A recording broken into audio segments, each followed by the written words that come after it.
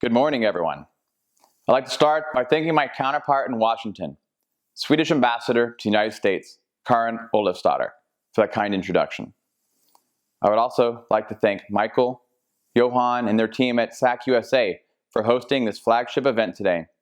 And a special hello to Michael Kratsios, Chief Technology Officer of the United States, Swedish Trade Minister Anna Hallberg, and keynote speaker Michael Bratt, President and CEO of Autoliv, who will all be speaking later. The Swedish-American Chamber of Commerce is enormously important in maintaining and building the economic ties between the United States and Sweden, and I wish I could be with you in person. Increasing trade and business connections between the US and Sweden is one of my top priorities as ambassador. So this forum is an excellent opportunity to build on the already solid foundation of cooperation between our two countries at a time when our mutual growth and prosperity are more important than ever. I think the theme of this year's event, Forces of Change, is a particularly timely and poignant one. The ability to adapt and evolve has always been an important characteristic of any successful company. I speak from experience here. But I think we can all agree that this year has tested them in unprecedented ways. This spring and summer have challenged not just business, but all of us to change the way we live and interact. The U.S. Embassy in Sweden is no exception. We have moved from ficas and regular office meetings to virtual interactions and teleworking to a degree previously thought impossible. Like private enterprise, we've experienced the increased demand for communication and collaboration platforms, cybersecurity solutions, and seamless connectivity. Welcome to the world of digital diplomacy.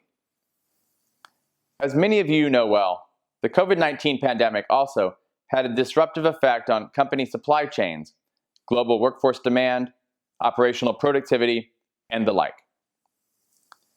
Every company has had to adjust its service and product provisions to match a changed market in these unforeseen conditions. I'm proud to say that the U.S. Embassy in Stockholm and the rest of the U.S. government have been working hard to resolve these disruptions where we can. For example, when the Swedish ventilator company Getinge had difficulty getting the parts it needed to expand production, we worked with our embassies in Asia to ensure workers could get to factories.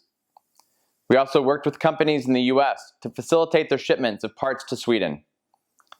Getinge was able to increase ventilator production 150% over 2019 levels worldwide for the benefit of COVID victims in the United States and around the world. We were happy to play a part in that. While these disruptions have been challenging for us all, we have also seen opportunities for disruptive innovations, and Sweden and the United States are well positioned to lead in that regard. Both countries remain at the top of the Global Innovation Index year after year, and have a great number of tech startups that are nimble and quick to adapt.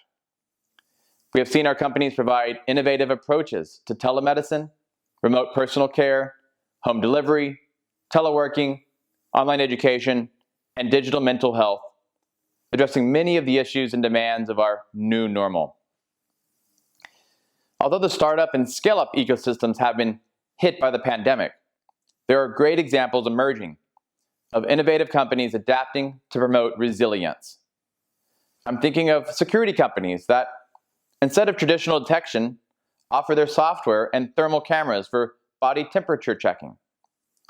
Or a company making small booths for quiet work and open offices, now offering those same booths for virus testing at healthcare centers. Or the group of Swedish IT entrepreneurs that created a nonprofit organization to support healthcare staff with everything from food to transport to research. When it comes to export and investment promotion, the embassy has adapted to the current situation as well, and we continue to provide services and support to both U.S. exporters and Swedish investors. As trade shows and conferences have largely migrated to virtual platforms, we have converted our services to virtual ones as well. Examples include SACC-USA's virtual tours of different states, where current and potential investors have the opportunity to connect with local economic development officials for online matchmaking. or the Department of Commerce's Discover Global Markets event on intelligence manufacturing that takes place next week to virtually connect buyers and investors from all over the world with U.S. suppliers and markets.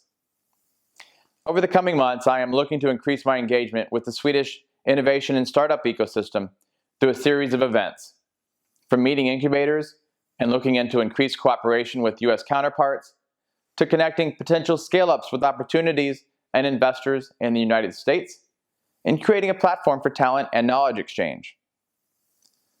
Again, I wish I could be there with you in person. I am an optimist, though, and I firmly believe that whether we stay virtual a little longer or begin to meet again in person, the inherent interconnectedness of the U.S.-Swedish and U.S.-European trade relationship will continue driving new innovations and solutions, and that the United States and Sweden will remain at the forefront of that effort. Our business communities and economies have so much to offer the world, and that ability is all the stronger when we work together. I wish you the best for today's forum, and with that, I hand it back over to the House of Sweden.